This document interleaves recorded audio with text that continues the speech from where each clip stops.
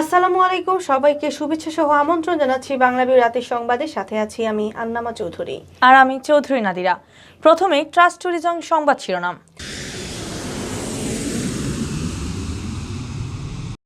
করোনার প্রকোপ মোকাবেলায় বাংলাদেশ সহ 4 দেশকে লাল তালিকাভুক্ত করেছে ব্রিটেন। 9 এপ্রিল থেকে ব্রিটেনে ঢুকতে পারবেন না বাংলাদেশিরা। একদিনে করোনা আক্রান্ত শনাক্ত সর্বোচ্চ রেকর্ড, 24 ঘন্টায় আক্রান্ত শনাক্ত প্রায় 7,000, মারা গেছেন 50 জন। সিলেটে হোটেল কোয়ারেন্টাইনে থাকা যুক্তরাজ্য ফেরত তরুণীর শ্লীলতাহানির চেষ্টার অভিযুক্ত হোটেল কর্মচারী আটক। সিলেটে সিট খালি নেই করোনা বিশেষায়িত শহীদ শামসুদ্দিন আহমদ হাসপাতালে, স্বাস্থ্যবিধি না মানায় বেড়েই চলেছে সংক্রমণ। সিলেট সিটি কর্পোরেশনের অরক্ষিত খোলা ড্রেনে পড়ে কবি আব্দুল বাসিত মুহাম্মদের মৃত্যুর ঘটনার তদন্ত শুরু, সরজমিনে পরিদর্শন করেছে তদন্ত কমিটি। লন্ডন ফেরত প্রবাসীদের এখন থেকে করতে হবে না প্রাতিষ্ঠানিক কোয়ারেন্টাইন, হোটেলের পরিবর্তে 14 দিন থাকবেন হোম কোয়ারেন্টাইনে। করোনা ভাইরাসের প্রাদুর্ভাব বেড়ে যাওয়ায় সিলেটে 11 বিধি নিষেধ জারি করেছে জেলা প্রশাসন, নিয়ম না মানলে আইনানুগ কঠোর ব্যবস্থার হুঁশিয়ারি। সিলেট বিভাগে করোনা আক্রান্তের সংখ্যা ছাড়ালো 17,500, মারা গেছেন আরও একজন। সিলেটে হেফাজত ইসলামের বিক্ষোভ সমাবেশ, পুলিশের সাথে সংঘর্ষ, নিহতদের পরিবারের ক্ষতিপূরণ ও আহতদের সুচিকিৎসার দাবি। মহান স্বাধীনতা দিবস উপলক্ষে বৃহত্তর ফরিদপুর জনকল্যাণ পরিষদ বাহরাইনের আলোচনা সভা। টেস্ট স্ট্যাটাস পেল বাংলাদেশ নারী ক্রিকেট দল, এখন থেকে সাদা পোশাকে মাঠে নামবেন সালমা জাহানারা। এতক্ষণ শুনছিলেন সংবাদ শিরোনাম, এবারে বিস্তারিত। করোনা ভাইরাস মহামারীর প্রকোপ মোকাবেলায় বিশ্বের উচ্চ ঝুঁকিপূর্ণ 4টি দেশকে লাল তালিকাভুক্ত করেছে ব্রিটেন। এই তালিকায় আছে বাংলাদেশের নামও। তালিকায় এছাড়াও রয়েছে পাকিস্তান, ফিলিপাইন ও কেনিয়ার নাম। শুক্রবার ব্রিটেনের স্বাস্থ্য বিভাগ জানিয়েছে, আগামী 9 এপ্রিল ভোর 4টার পর থেকে বাংলাদেশ সহ লাল তালিকাভুক্ত দেশগুলো থেকে কেউ ব্রিটেনে প্রবেশ করতে পারবেন না। দেশটির সরকার বলেছে, টিকাদান কর্মসূচির একটি জটিল সময় করোনা ভাইরাসের নতুন ধরন থেকে দেশকে রক্ষায় ওই 4 দেশকে লাল তালিকাভুক্ত করা হয়েছে। সরকারের এক বিবৃতিতে বলা হয়েছে, যুক্তরাজ্যে এখন পর্যন্ত 3 কোটি ডোজ টিকা সরবরাহ করা হয়েছে। অতিরিক্ত এসব বিধি নিষেধ ইংল্যান্ডে করোনা ভাইরাসের দক্ষিণ আফ্রিকা এবং ব্রাজিলীয় ধরনে ছড়িয়ে পড়ার ঝুঁকি হ্রাস করতে সহায়তা করবে। দক্ষিণ আফ্রিকায় শনাক্ত হওয়া করোনা ভাইরাসের নতুন ধরনে ব্রিটেনের অল্প কিছু মানুষ আক্রান্ত হয়েছেন। দক্ষিণ আফ্রিকার এই ধরন ইউরোপের দেশগুলো থেকেই ব্রিটেনে ছড়িয়েছে। এছাড়া ব্রাজিলের ধরনটি বিশ্বের অন্যান্য অংশ থেকে যুক্তরাজ্যে পৌঁছেছে। আগামী 9 এপ্রিল ভোর 4টা থেকে আন্তর্জাতিক ভ্রমণকারী যারা আগের 10 দিন বাংলাদেশ, পাকিস্তান, ফিলিপাইন এবং কেনিয়া থেকে যাত্রা শুরু করবেন অথবা ট্রানজিট করবেন, তারা যুক্তরাজ্য প্রবেশের অনুমতি পাবেন না। ব্রিটিশ দৈনিক দ্য গার্ডিয়ান বলেছে, বাংলাদেশ সহ লাল তালিকাভুক্ত 4 দেশ থেকে বিমানের ফ্লাইট নিষিদ্ধ করা হয়নি। এসব দেশ থেকে ব্রিটিশ, আইরিশ ও যুক্তরাজ্যের বাসিন্দাদের বাণিজ্যিক রুট ব্যবহার করে ব্রিটেনে ফেরার পরামর্শ দেওয়া হয়েছে। সরকারি নির্দেশনায় বলা হয়েছে, শুধুমাত্র ব্রিটিশ এবং আইরিশ নাগরিক অথবা যুক্তরাজ্য তাদের বসবাসের অধিকার রয়েছে, তারা ব্রিটেনে প্রবেশের অনুমতি পাবেন এবং তাদেরকে বাধ্যতামূলকভাবে সরকার অনুমোদিত কোয়ারেন্টাইন স্থাপনায় 10 দিন কাটাতে হবে। ব্রিটেনে এখন পর্যন্ত বিশ্বের 39টি দেশকে করোনা ভাইরাসের উচ্চ ঝুঁকিপূর্ণ হিসেবে চিহ্নিত করে লাল তালিকাভুক্ত করেছে। সম্ভাব্য ভ্যাকসিন প্রতিরোধী করোনা ভাইরাসের নতুন ধরন যুক্তরাজ্য ছড়িয়ে পড়া ঠেকাতে দেশটির সরকার এই তালিকা তৈরি করেছে। যুক্তরাজ্যে করোনা ভাইরাসের 3য় ঢেউ চলছে। ভাইরাসের বিস্তার ঠেকাতে নতুন করে বেশ কিছু বিধিনিষেধ আরোপ করেছে দেশটির সরকার। আগামী সোমবার ব্রিটিশ প্রধানমন্ত্রী বরিস জনসন আরেক দফা বিধিনিষেধ জারি করতে পারেন বলে দেশটির গণমাধ্যমে আভাস দেওয়া হয়েছে। ব্রিটেনে করোনা ভাইরাসের মহামারীতে এখন পর্যন্ত 43,50,000-এর বেশি মানুষ আক্রান্ত হয়েছেন এবং মৃত্যু ছড়িয়েছে 1,16,000। দেশে গেল 24 ঘন্টায় করোনা ভাইরাসে আক্রান্ত হয়ে আরও 50 জনের মৃত্যু হয়েছে। এ নিয়ে মৃতের সংখ্যা দাঁড়ালো 9,155 জন। এ সময়ে করোনা শনাক্ত হয়েছে আরও 6,830 জনের শরীরে, যা এ পর্যন্ত বাংলাদেশে একদিনে সর্বোচ্চ শনাক্ত। এ নিয়ে মোট শনাক্তকৃত রোগীর সংখ্যা দাঁড়ালো 6,24,594 জন। শুক্রবার স্বাস্থ্য অধিদপ্তরের অতিরিক্ত মহাপরিচালক অধ্যাপক ডাক্তার নাসিমা সুলতানা স্বাক্ষরিত এক সংবাদ বিজ্ঞপ্তিতে এ তথ্য জানানো হয়। বিজ্ঞপ্তিতে জানানো হয়, গত 24 ঘন্টায় দেশে করোনা থেকে সুস্থ হয়েছেন 2473 জন। ফলে করোনা থেকে মোট সুস্থ হওয়া রোগীর সংখ্যা দাঁড়ালো 5,47,411 জন। গত 24 ঘন্টায় সারা দেশে 226টি সরকারি ও বেসরকারি ল্যাবরেটরিতে 29,339টি নমুনা পরীক্ষা করা হয়। এ নিয়ে মোট নমুনা পরীক্ষার সংখ্যা দাঁড়ালো 47,28,113 জনে। গত 24 ঘন্টায় নমুনা পরীক্ষার শনাক্তের হার 23.28%। এ পর্যন্ত শনাক্তের মোট হার 13.21%। গত 24 ঘন্টায় করোনায় মৃত 50 জনের মধ্যে 20 1 জন, 30 2 জন, 40 4 জন ও 50 11 জন এবং 60 32 জন রয়েছেন। একই সময়ে বিভাগ ওয়ারি হিসেবে দেখা গেছে, মৃত 50 জনের মধ্যে ঢাকা বিভাগে 36 জন, চট্টগ্রামে 7 জন, রাজশাহীতে 2 জন, খুলনায় 3 জন এবং সিলেট বিভাগে 2 জনের মৃত্যু হয়। দেশে গত বছর অর্থাৎ 2020 সালের 8 মার্চ প্রথম করোনা ভাইরাসে আক্রান্ত রোগী শনাক্ত হয়। এর 10 দিন পর 18 মার্চ প্রথম করোনা আক্রান্ত রোগীর মৃত্যু হয়। সিলেট নগরীর দরগা গেটস্থ নূরজাহান গ্র্যান্ড আবাসিক হোটেলে প্রাতিষ্ঠানিক কোয়ারেন্টাইনে থাকা যুক্তরাজ্য প্রবাসী এক তরুণী শ্লীলতাহানির অভিযোগ উঠেছে এক হোটেল কর্মচারীর বিরুদ্ধে। এ ঘটনায় শুক্রবার সকালে শাহিন নামের ওই কর্মচারীকে আটক করেছে পুলিশ। পুলিশ জানায়, নূরজাহান গ্র্যান্ড হোটেলে প্রাতিষ্ঠানিক কোয়ারেন্টাইনে থাকা যুক্তরাজ্য প্রবাসী এক তরুণী শ্লীলতাহানির চেষ্টা করে ওই হোটেলের কর্মচারী শাহিন। বৃহস্পতিবার রাত 11:15টার দিকে ওই তরুণীর দরজায় কড়া নাড়ে শাহিন। তরুণীটির দরজা খুলতেই শাহিন তার সঙ্গে ধস্তাধস্তি শুরু করে ও শ্লীলতাহানির চেষ্টা চালায়। ওই সময় তরুণীর চিৎকারে আশেপাশের কক্ষের লোকজন এগিয়ে আসে তাকে উদ্ধার করে। আমাদের সিলেটের মানুষের কাছে, ধর্মপ্রাণ মানুষের কাছে আমি প্রশ্ন রাখছি, এই যে একটা কোয়ারেন্টাইনের নামে যে একটা কাজ করছে, এখানে যে অবৈধ কাজ করছে, এই কাজের জন্য আপনারা সোচ্চার হন এবং আমরা আমাদের বোনকে এখান থেকে নিয়ে যেতে যাচ্ছি। আমরা না হলে এখান থেকে ট্রান্সফার করে অন্য হোটেলে নেওয়ার দাবি জানাচ্ছি। সিলেটে ভয়াবহভাবে বাড়ছে করোনা। নমুনা পরীক্ষায় প্রতিদিন শতাধিক আক্রান্ত শনাক্ত হলেও কোথাও কেউ মানছেন না স্বাস্থ্যবিধি। এই অবস্থা চলতে থাকলে করোনা সংক্রমণ আরও ভয়াবহ আকার ধারণ করার আশঙ্কা করছেন সংশ্লিষ্টরা। এদিকে প্রতিদিনই সিলেটের করোনা ডেডিকেটেড সৈয়দ শামসুদ্দিন আহমদ হাসপাতালে বাড়ছে রোগীদের চাপ সামলাতে হিমশিম খেতে হচ্ছে চিকিৎসক, নার্স ও স্বাস্থ্যকর্মীদের। 100 শয্যার হাসপাতালে খালি সিট না থাকায় ফিরিয়ে দেওয়া হচ্ছে রোগীদেরকে। গেল কয়েক মাসে সিলেটে করোনা সংক্রমণ বেশ কমে এসেছিল। ফেব্রুয়ারি মাঝামাঝি পর্যন্ত পরিস্থিতি নিয়ন্ত্রণেই ছিল। সিলেটের 3টি ল্যাবে নমুনা পরীক্ষায় আক্রান্ত শনাক্তের সংখ্যা ছিল 2 অঙ্কের নিচে। কিন্তু ফেব্রুয়ারির শেষ সপ্তাহ থেকে বাড়তে থাকে করোনা সংক্রমণ, আর মার্চের শেষে তার রূপ নিয়ে ভয়াবহ। প্রতিদিনই শতাধিক আক্রান্ত শনাক্ত হচ্ছেন।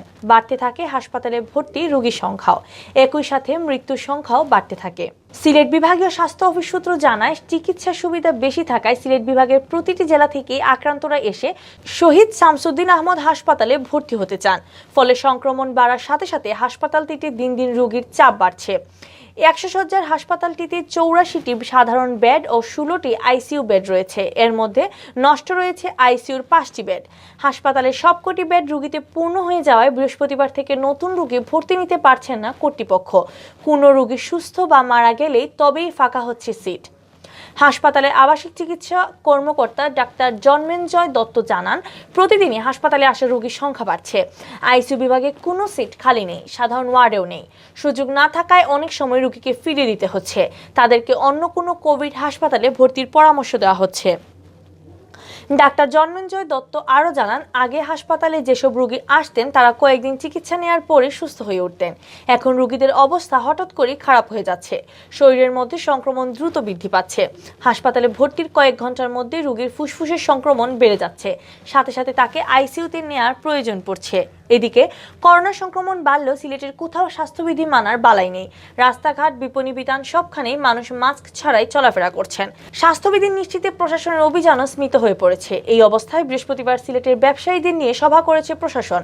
সভার পর রাত 9টা পর্যন্ত দোকানপাট ও বিপণী বিতান খুলে রাখার সিদ্ধান্ত হয়েছে। এ সংক্রান্ত গণবিজ্ঞপ্তিও জারি করেছে জেলা প্রশাসন।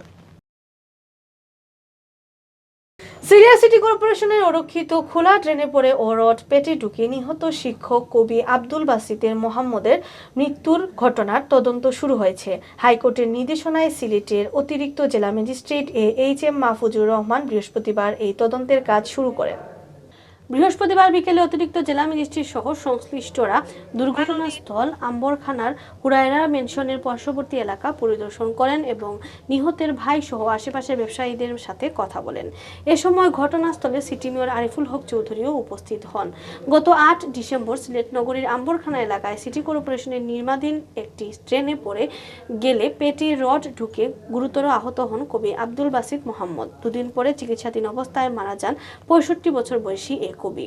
তার মৃত্যুকে হত্যাকাণ্ড উল্লেখ করে দোষীদের শাস্তি ও নিহতদের পরিবারের ক্ষতিপূরণ প্রদানের দাবি জানান সচেতন সমাজ। উন্নয়নের নামে দীর্ঘদিন গুরুত্বপূর্ণ সড়ক বিপজ্জনক অবস্থায় ফেলে রাখার প্রবণতা বন্ধেরও আহ্বান জানান তারা। সিটি কর্পোরেশনের পক্ষ থেকে কোনো উদ্যোগ না থাকায় জনস্বার্থে হাইকোর্টে রিট করেন আইনজীবী গোলাম সুবাহান দীপন। এর প্রেক্ষিতে ঘটনা তদন্ত করে গত 11 জানুয়ারি 2 মাসের মধ্যে প্রতিবেদন জমা দিতে সিলেট জেলা প্রশাসককে আদেশ দেন হাইকোর্টের বিচারপতি JBM হাসান ও বিচারপতি মোহাম্মদ খালিল আলমের সমন্বয়ে গঠিত বেঞ্চ। লন্ডন থেকে সিলেটে আসা যাত্রীদের এখন থেকে আর বাধ্যতামূলক প্রাতিষ্ঠানিক কোয়ারেন্টিনে থাকতে হবে না। হোটেলে কোয়ারেন্টিনের পরিবর্তে বাধ্যতামূলকভাবে তাদেরকে 14 দিন হোম কোয়ারেন্টিনে থাকতে হবে। বেসরকারি বিমান চলাচল কর্তৃপক্ষ বেবিচক এক বিজ্ঞপ্তিতে এ তথ্য জানিয়েছে। এই প্রজ্ঞাপন 3 এপ্রিল থেকে কার্যকর হবে এবং 18 এপ্রিল পর্যন্ত বহাল থাকবে। বেবিচকের বিজ্ঞপ্তিতে আরও বলা হয়, কোভিড-19 টিকা নেওয়া থাকলেও বাংলাদেশে আসা সব যাত্রী অবশ্যই RT-PCR ভিত্তিক করোনা ভাইরাসের নেগেটিভ সনদ থাকতে হবে। এই পরীক্ষা করাতে হবে ফ্লাইট ছাড়া কমপক্ষে 72 ঘন্টার মধ্যে। দেশে আসা যাত্রীদের মধ্যে কোভিড-19 কোনো লক্ষণ পাওয়া না গেলেও বাধ্যতামূলকভাবে তাদের 14 দিনের হোম কোয়ারেন্টাইন সম্পূর্ণ করতে হবে। তবে যদি করোনার লক্ষণ দেখা যায় তাহলে বাধ্যতামূলকভাবে সরকারি ব্যবস্থাপনায় অথবা যাত্রীর নিজ ব্যয়ে সরকার অনুমোদিত হোটেলে 14 দিনের প্রাতিষ্ঠানিক কোয়ারেন্টিনে থাকতে হবে। এই প্রজ্ঞাপন যুক্তরাজ্য ছাড়া ইউরোপ ও আরও 12 দেশ থেকে বাংলাদেশে প্রবেশের নিষেধাজ্ঞা জারি করা হয়েছে। এই 12টি দেশ হচ্ছে Argentina, Bahrain, Brazil, Chile, Jordan, Kuwait, Lebanon, Peru, Qatar, দক্ষিণ আফ্রিকা, তুরস্ক ও উরুগুয়ে। বিজ্ঞপ্তিতে আরও বলা হয়, দেশ ও বিশ্বজুড়ে চলমান করোনা মহামারীর পরিস্থিতিতে পর্যালোচনা করে এই সিদ্ধান্ত নেওয়া হয়েছে। তবে যাত্রীদের শুধুমাত্র টার্মিনাল ভবনের ভিতরে রাখার শর্তে এসব দেশের এয়ারলাইন্সগুলোর শিডিউল ফ্লাইটে ট্রানজিট যাত্রীদের বাংলাদেশ আনার অনুমতি দেওয়া হবে। মহামারী করোনা ভাইরাসের প্রাদুর্ভাব বেড়ে যাওয়ায় সিলেটে 11টি বিধিনিষেধ জারি করেছে জেলা প্রশাসন। বৃহস্পতিবার এসব বিধিনিষেধের বিজ্ঞপ্তি প্রকাশ করা হয়। পরবর্তী নির্দেশ না দেওয়া পর্যন্ত এসব বিধিনিষেধ আগামী 14 এপ্রিল পর্যন্ত বলবৎ থাকবে। এছাড়া এসব বিধিনিষেধ অমান্য করলে আইনানুগ কঠোর ব্যবস্থা জারি করা হবে বলে জানিয়েছেন জেলা প্রশাসন।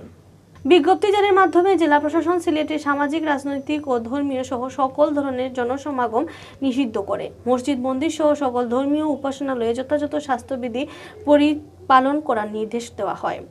এছাড়া পর্যটন কেন্দ্র, বিনোদন কেন্দ্র, সিনেমা হল, থিয়েটার হলে অন্য জেলায় পর্যটক ও দর্শনার্থীদের আগমন নিষিদ্ধ করা হয়েছে।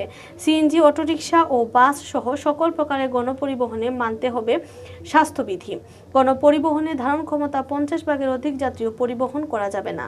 এছাড়া বিজ্ঞপ্তিতে উল্লেখ করা হয়, হাট, বাজার, মার্কেট, শপিং মল সহ বিভিন্ন স্থানে কেনা বেচা রাত 9টা পর্যন্ত সীমাবদ্ধ থাকবে।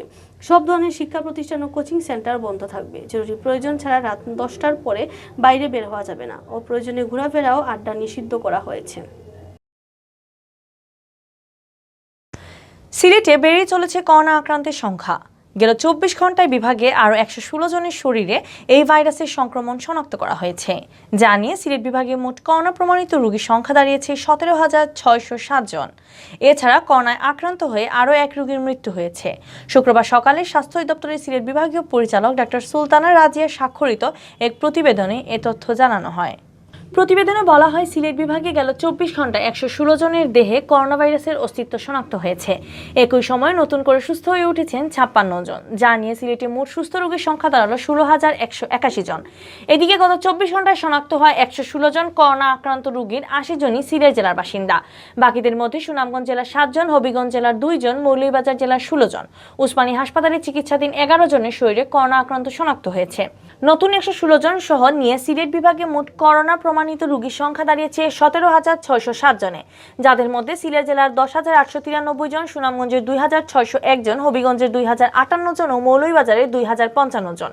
একই দিনে সিলেট বিভাগে নতুন করে আরও 33 জন করোনা ভাইরাসে আক্রান্ত রোগী বাসা ও হাসপাতালে চিকিৎসাধীন থেকে সুস্থ হয়ে উঠেছেন, যাদের সকলেই সিলেট জেলার বাসিন্দা। আর এ পর্যন্ত করোনা থেকে সুস্থ হওয়া রোগীর সংখ্যা বেড়ে দাঁড়িয়েছে 16,214 জন, যাদের মধ্যে সিলেট জেলার 10,063 জন, সুনামগঞ্জের 2,532 জন, হবিগঞ্জের 1,695 জন ও মৌলভীবাজারের 1,924 জন। এদিকে গত 24 ঘন্টায় সিলেট বিভাগে করোনায় আক্রান্ত হয়ে আরও একজনের মৃত্যুবরণ করেছেন। মারা যাওয়া এই ব্যক্তিকে নিয়ে সিলেট বিভাগে মোট মৃত্যুবরণকারী রোগীর সংখ্যা দাঁড়িয়েছে 291 জনে। এর মধ্যে সিলেট জেলার 224, সুনামগঞ্জের 26, হবিগঞ্জের 17 ও মৌলভীবাজারের 24 জন। সিলেটের 4 জেলা মিলিয়ে 104 জন করোনা আক্রান্ত রোগী হাসপাতালে চিকিৎসা নিচ্ছেন, যাদের মধ্যে 98 জনই সিলেট জেলার বিভিন্ন হাসপাতালে। এছাড়া হবিগঞ্জে 1 জন, 2 জন সুনামগঞ্জে ও 3 জন মৌলভীবাজারে চিকিৎসা নিচ্ছেন।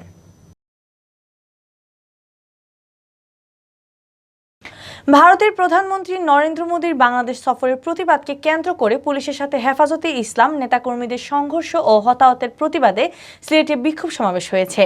শুক্রবার জুমার নামাজের পর কেন্দ্রীয় কর্মসূচির অংশ হিসাবে হেফাজতে ইসলামের উদ্যোগে নগরীর কোর্ট পয়েন্টে এ সমাবেশ অনুষ্ঠিত হয়। সমাবেশে হেফাজতের নেতারা বলেন, বাংলাদেশের স্বাধীনতার সুবর্ণ জয়ন্তী অনুষ্ঠানে আগত বিদেশি অন্যান্য অতিথিদের নিয়ে কোনো আপত্তি ছিল না, কিন্তু মুসলমান বিদ্বেষী ভারতের প্রধানমন্ত্রী নরেন্দ্র মোদীর ব্যাপারে আপত্তি ছিল। এই মোদীর হাত মুসলমান ও বাংলাদেশের সীমান্ত এলাকার নিরীহ মানুষের রক্তে রঞ্জিত। সেই মোদীর আগমনকে আমরা মেনে নিতে পারিনি বলে আমরা গণতান্ত্রিক এবং শান্তিপূর্ণ আন্দোলন নেমেছিলাম, কিন্তু পুলিশ নির্বিচারে গুলি চালিয়ে দেশের বিভিন্ন স্থানে হেফাজতের নেতাকর্মীদের হত্যা করেছে।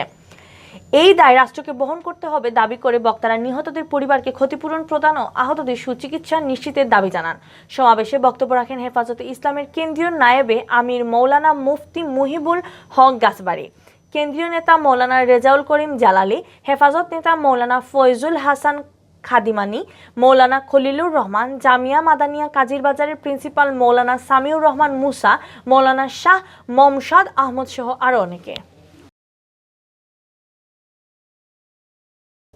এবার প্রবাসের খবর। মহান স্বাধীনতা দিবস ও সংগঠনের সভাপতি মোহাম্মদ সেলিম দরির স্বদেশ গমন উপলক্ষে আলোচনা সভা ও দোয়া মাহফিল করেছে বৃহত্তর ফরিদপুর জনকল্যাণ পরিষদ বাহরাইন। বুধবার সন্ধ্যায় দেশটির রাজধানী মানামায় বাংলাদেশ সমাজের কার্যালয়ে সভাটি অনুষ্ঠিত হয়।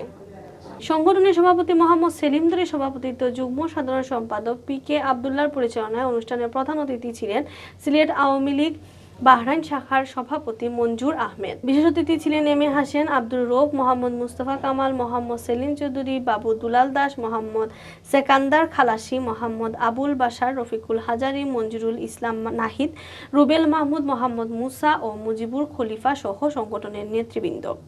সভা শেষে বাঙালি জাতির পিতা বঙ্গবন্ধু শেখ মুজিবুর রহমান ও তার পরিবারের শহীদ সদস্য, মহান মুক্তিযুদ্ধে আত্ম উৎসর্গকারী সকল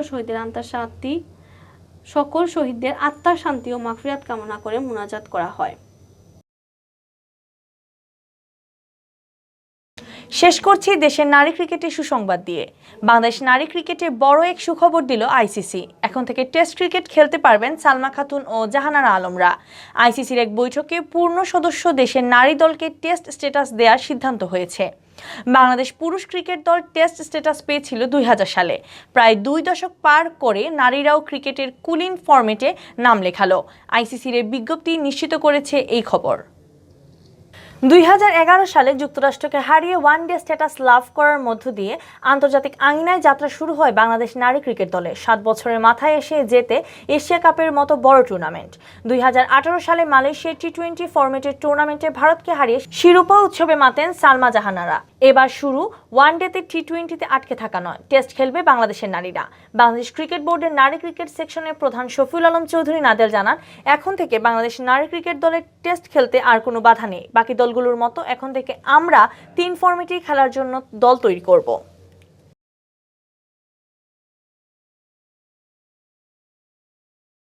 এতক্ষণ দেখছিলেন বাংলাভিউ রাতের সংবাদ। সাথে থাকার জন্য ধন্যবাদ।